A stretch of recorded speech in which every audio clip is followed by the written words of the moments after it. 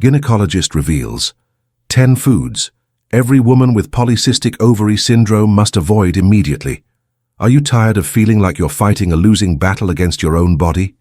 Tired of the relentless exhaustion, the unpredictable cycles, the frustrating weight that clings on no matter what you do, the painful cystic acne that makes you want to hide, and the hair showing up in places you never wanted while thinning in places you do?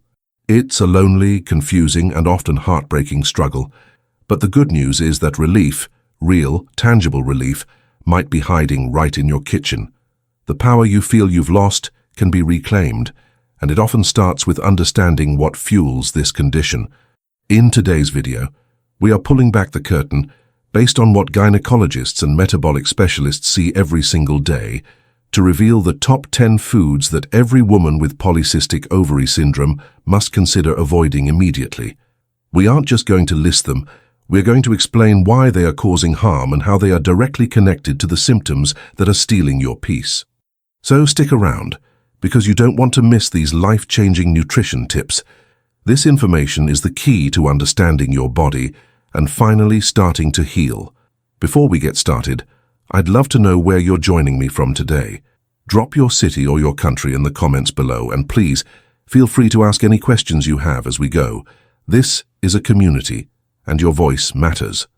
And don't forget to hit that subscribe button and turn on notifications so you never miss a health-boosting tip from us. We are in this together. First, let's talk about the silent battle that's happening inside your body and why food has become the most powerful tool you have. Before we name the first food, we need to have an honest, compassionate conversation about what polycystic ovary syndrome actually is, and more importantly, what it is not. If you are sitting here today feeling ashamed, frustrated, or blaming yourself for your symptoms, please hear me. This is not your fault. You did not cause this. This is not a failure of willpower, and it's not a punishment. It is a complex metabolic and hormonal condition, and it's one that millions upon millions of women across the globe are navigating right alongside you, even if they do so in silence. You are not, and I repeat, you are not alone in this. The feeling of confusion is often the worst part. Doctors might have given you confusing information or just handed you a prescription without explaining the root cause, leaving you to feel like a mystery in your own skin.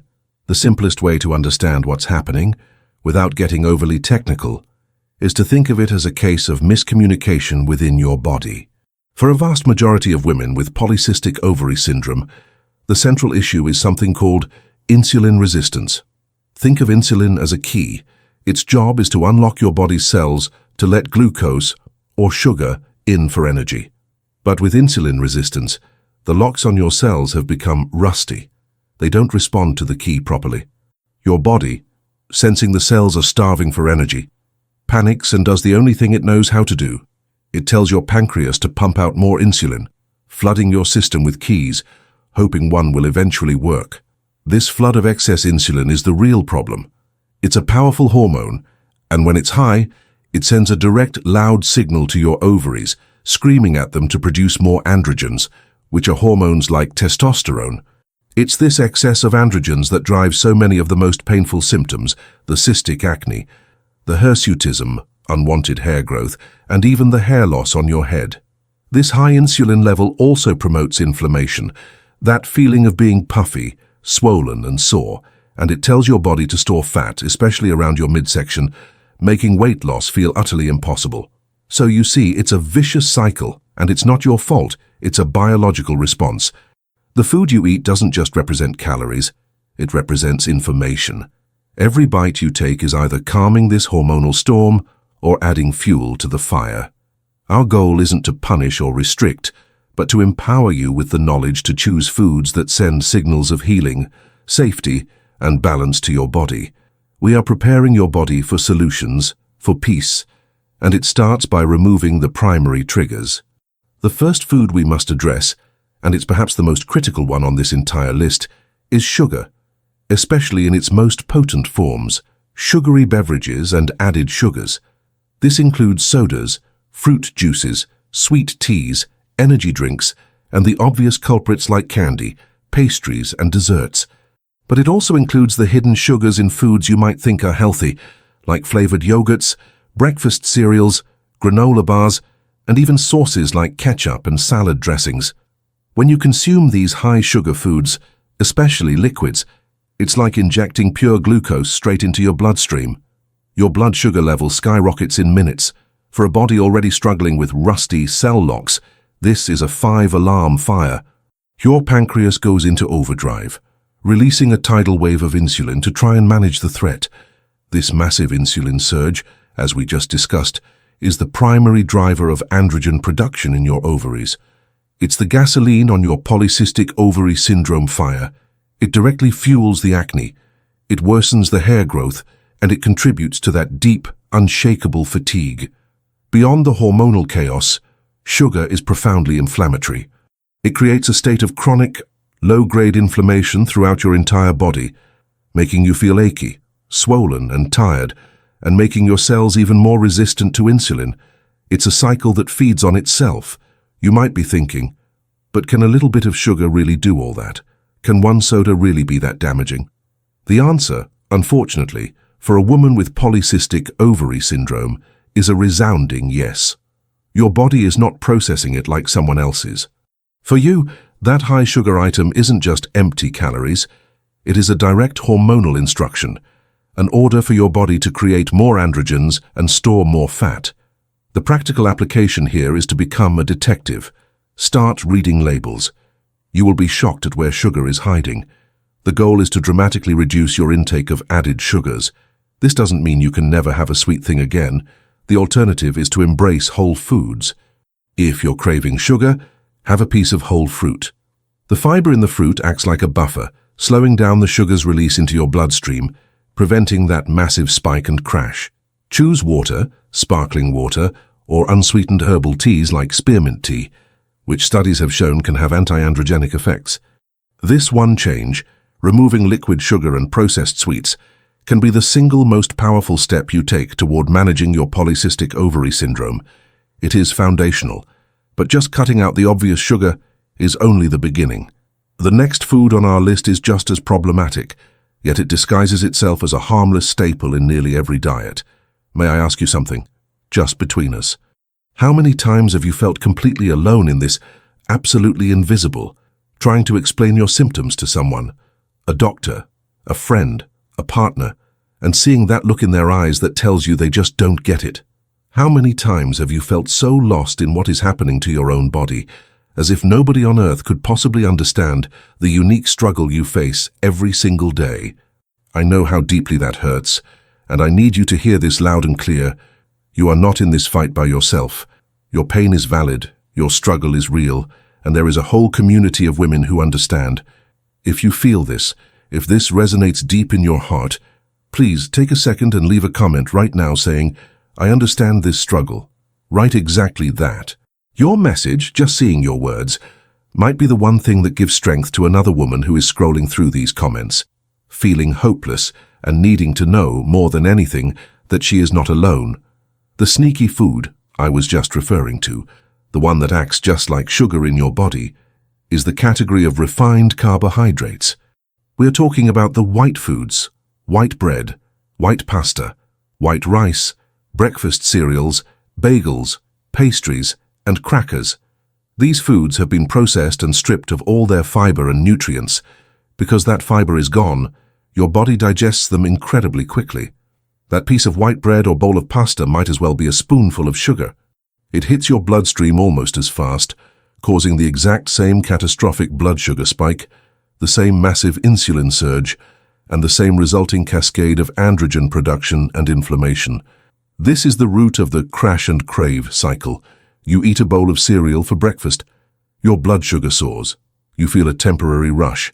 And then your body's massive insulin response causes your blood sugar to plummet an hour or two later. You're left feeling shaky, exhausted, irritable, and craving more carbohydrates. It's not a moral failing or a lack of self-control. It's a powerful biological trap set by these processed foods. You find yourself on a metabolic roller coaster all day long, and that instability is devastating for hormonal balance. But how can I possibly live without bread or pasta or rice, you might be asking? This is a valid question, And the good news is, you don't have to. The solution isn't to eliminate carbohydrates entirely, but to switch the type of carbohydrates you're eating. You need to move from refined to complex. The key, once again, is fiber. Fiber is your best friend. Instead of white bread, look for 100% whole grain bread where you can see the actual grains, or a good quality sourdough. Instead of white pasta, try pasta made from chickpeas, lentils, or quinoa. Instead of white rice, embrace brown rice, wild rice, or the incredible nutrient-dense grain quinoa. These complex carbs, full of fiber, break down slowly. They provide a gentle, steady release of energy, keeping your blood sugar stable, your insulin levels low, and you feeling full and satisfied for hours. This simple switch from white to brown, from refined to whole, is a non-negotiable step for managing polycystic ovary syndrome. Nice, we've tackled the obvious and the sneaky sugars. The next food, however, is one that is often marketed as essential and healthy, but for many women with polycystic ovary syndrome, it is a significant trigger for inflammation and skin issues. This brings us to our third food group, dairy. This is a complicated and often controversial one, and it's important to say that this doesn't apply to every single woman with polycystic ovary syndrome. But for a very significant portion, dairy is a major problem. This includes milk, cheese, yogurt, and butter. For decades, we've been told that dairy is essential for strong bones, but the reality is more complex for a body with hormonal imbalances. Here's why. Conventional dairy contains growth factors, specifically one called insulin-like growth factor 1, or IGF-1. As the name suggests, IGF-1 acts a lot like insulin in your body. It can increase androgen production and stimulate excess skin cell growth and oil production, which is a perfect recipe for the painful cystic acne that plagues so many women with polycystic ovary syndrome. Furthermore, the proteins in dairy, particularly A1 casein found in most milk in the US, can be highly inflammatory for many people. This inflammation doesn't just show up on your skin. It's systemic. It contributes to that overall feeling of puffiness and discomfort, and it worsens the insulin resistance at the root of the problem. But what about my calcium? Won't I be deficient if I cut out dairy? This is the most common fear, and it's one you can put to rest. You can get an abundance of calcium from non-dairy sources. Dark leafy greens like kale, collard greens, and spinach are packed with it. Almonds, chia seeds, sesame seeds, and canned sardines or salmon, with the bones, are also excellent sources. Plus, many non-dairy milks are fortified with calcium. The practical step here is to try an experiment. You don't have to commit to giving it up forever based on my words. Commit to giving it up for 30 days.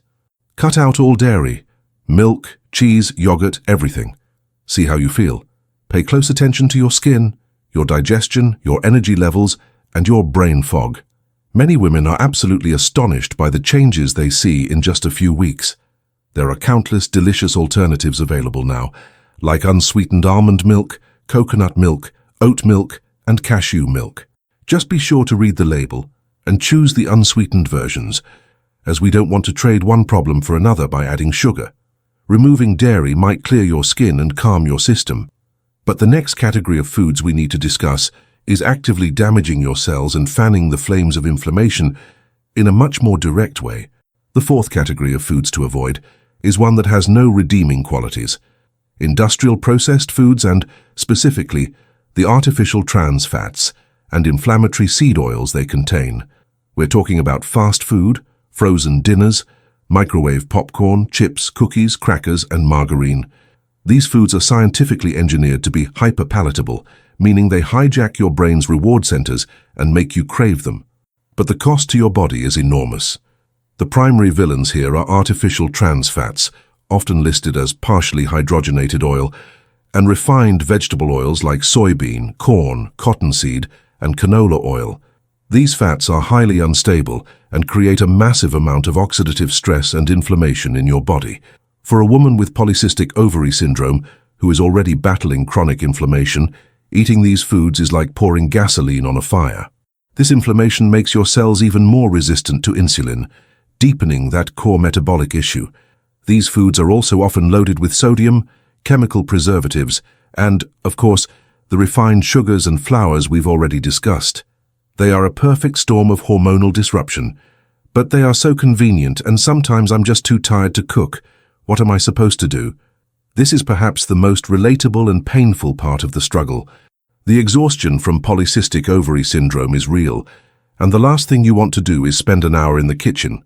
The solution is to shift your mindset from convenience food to simple food. A convenience food is a frozen pizza. A simple food is a handful of almonds, an apple, or a hard-boiled egg. The practical application is to focus on real food. When you go to the grocery store, try to shop the perimeter: vegetables, fruits, and lean proteins. Read ingredient labels. If the list is a mile long and filled with words you can't pronounce, put it back. Your body doesn't recognize it as food. Instead, focus on healthy fats, which are essential for hormone production, and AWESOME for stabilizing blood sugar.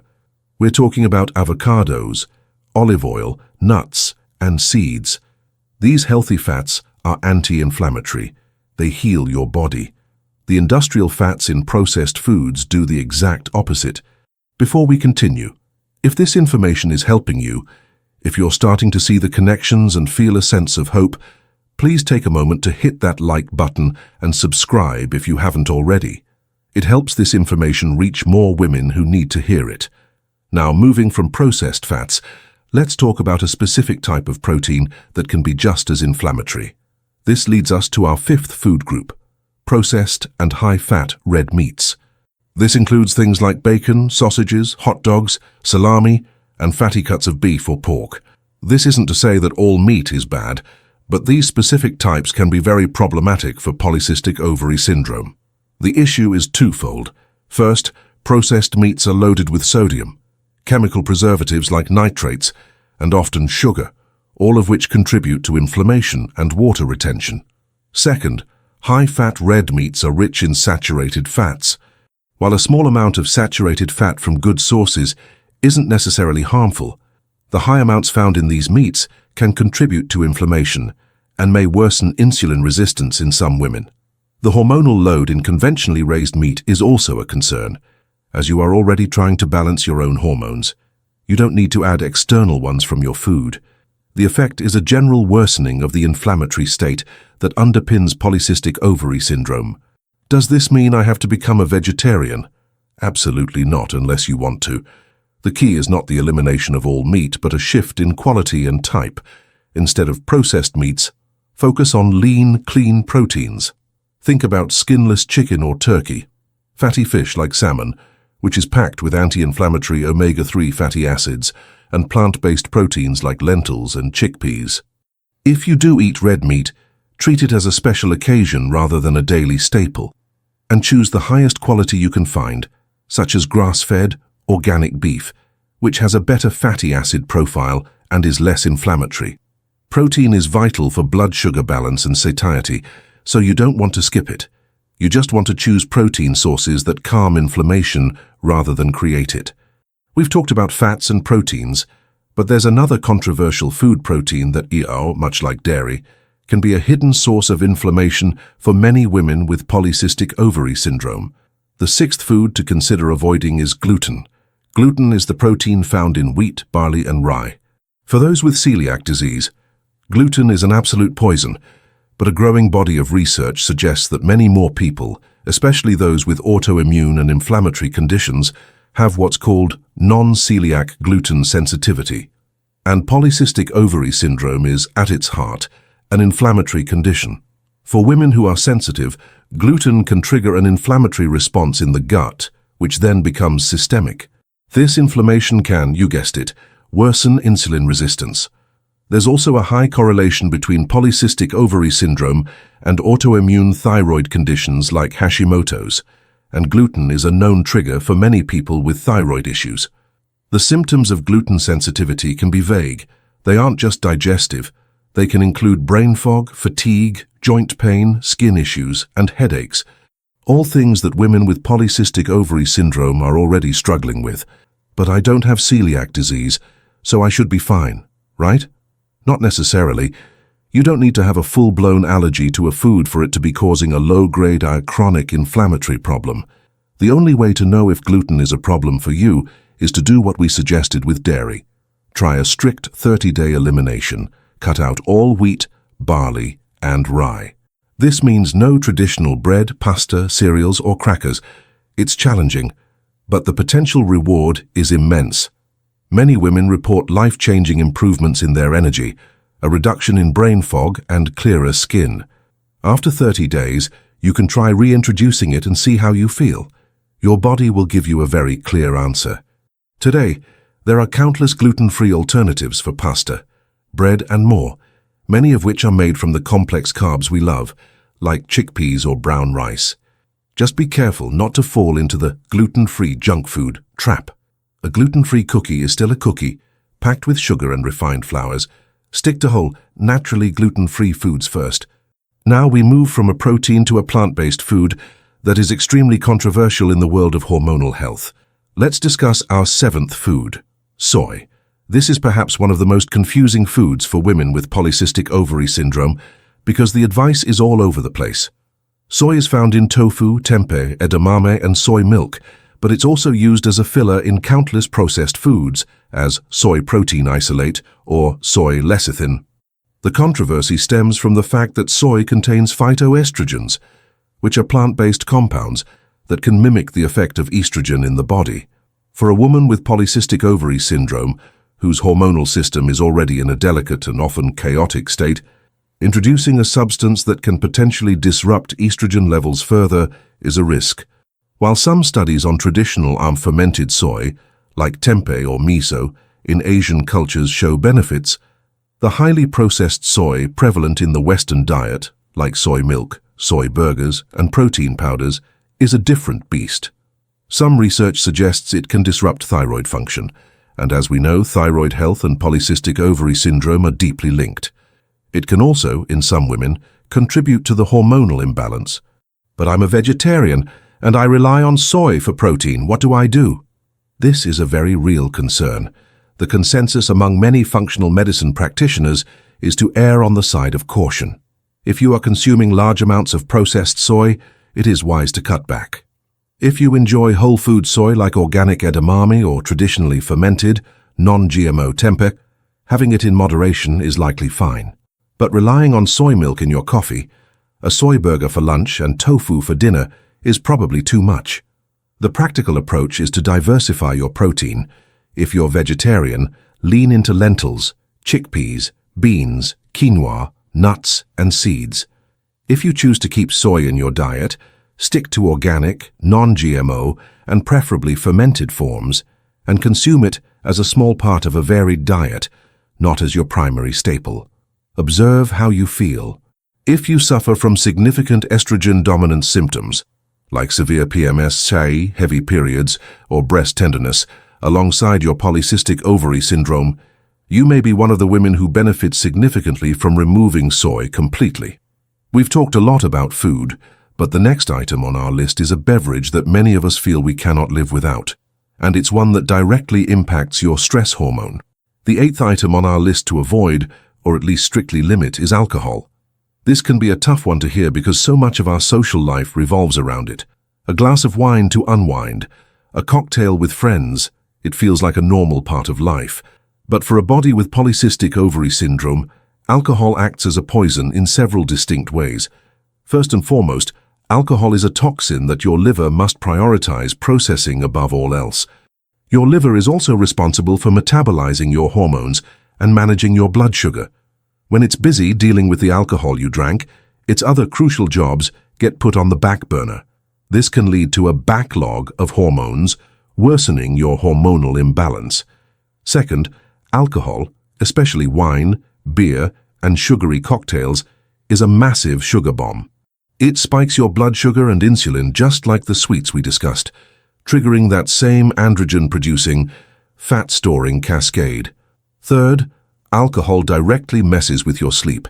It may help you fall asleep faster, but it severely disrupts your REM sleep, which is the restorative sleep your body needs to repair and manage stress. Poor sleep, in turn, raises your stress hormone, cortisol, the very next day. and high cortisol, as we're about to discuss, is devastating for insulin resistance. Can I really never have a drink with my friends again? The goal here is not to live in a joyless bubble. It's about understanding the cost. That one night of drinking might be setting you back for a week in terms of hormonal stability, sleep, and inflammation. If you do choose to drink, be strategic. Avoid sugary cocktails, wine, and beer. A clear spirit like tequila or vodka with soda water and a squeeze of lime is a much cleaner option in terms of sugar. But the truth is, your body would be infinitely happier if you avoided it altogether, especially while you're in a phase of actively trying to heal and rebalance your system. The impact of alcohol on your sleep and stress is a perfect lead-in to our next item, which is another beverage many of us feel we can't function without. This brings us to number 9, excessive caffeine. I know for many of you, this feels like the last straw. Your coffee is your lifeline, the one thing that gets you through the profound fatigue that polycystic ovary syndrome causes. But here is the heartbreaking irony. Your high caffeine intake might be one of the things perpetuating that fatigue. Here's how. When you drink caffeine, especially on an empty stomach, it stimulates your adrenal glands to pump out cortisol, your primary stress hormone. Women with polycystic ovary syndrome are often already running on stress. Our cortisol levels are frequently dysregulated. This jolt of cortisol, in turn, tells your body to release stored sugar into your bloodstream to prepare you for a fight-or-flight situation. This, of course, spikes your blood sugar and requires, you guessed it, an insulin response. So that morning coffee, which you're not even putting sugar in, is still starting that metabolic roller coaster, contributing to insulin resistance. Furthermore, this reliance on caffeine to function creates a dependency. It masks your body's true energy levels and often disrupts your sleep, even if you drink it early in the day. This creates that vicious cycle.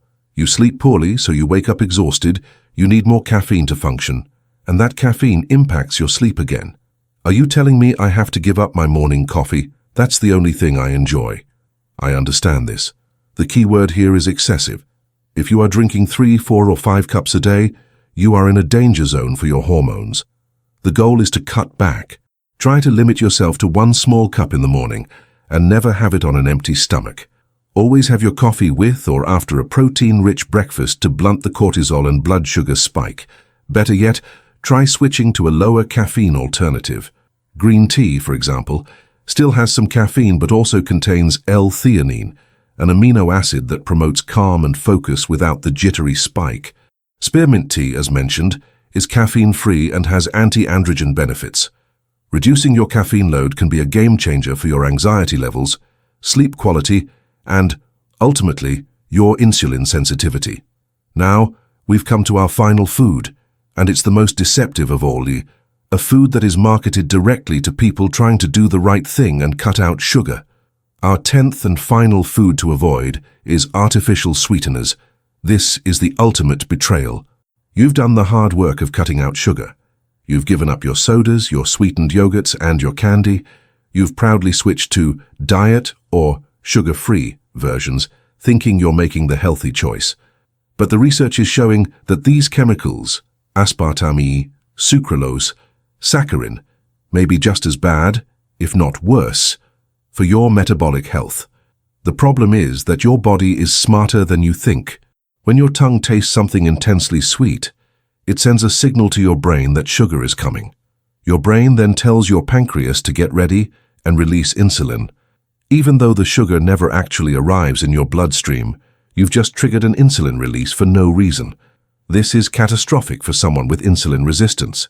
You've just created a demand for sugar that isn't there, which can lead to a blood sugar crash, making you feel shaky, irritable, and intensely craving actual sugar.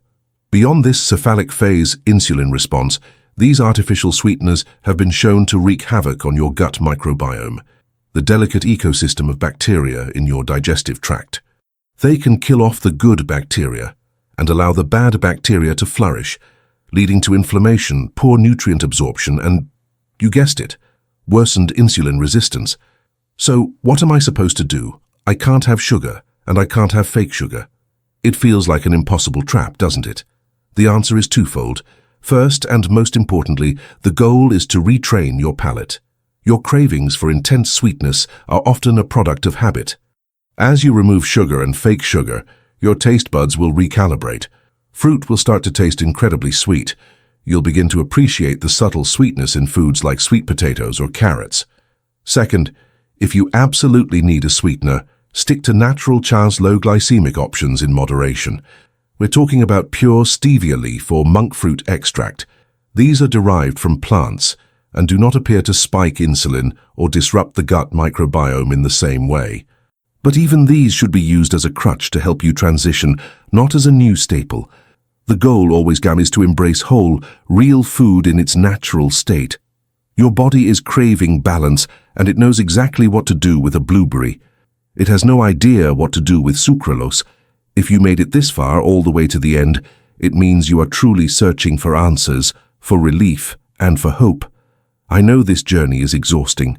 I know it feels isolating. This channel was created for that exact reason, to help you understand your body in a way you never have before, to help you regain control, and to find solutions that actually work, not just generic advice that doesn't apply to your unique struggle. You are not alone here. We are building a safe space, a community where women just like you can find support, validation, and real, actionable information that makes a difference. This is not a diet. It's a path back to yourself. If this is the kind of guidance and support you've been looking for, please subscribe right now and be sure to turn on all the notifications. Every single video we post is another step toward a healthier, happier, and more empowered you. You deserve to feel good, and we're here to help you get there.